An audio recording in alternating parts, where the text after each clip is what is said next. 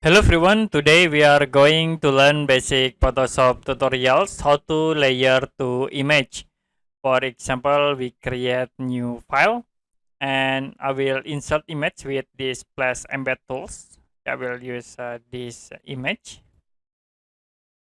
Okay, and another I will embed this image. Click plus and then you can click OK. Now you can see we have this two layer image. If you insert the image into Photoshop, it will be automatically create new layer. And if you want to combine between these two layers, you can select these two image, right click, and then you can choose merge layer. So it will be automatically combine this image and become one layer.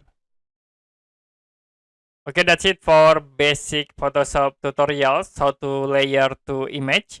And if you have any question about this tutorial, you can comment below this video.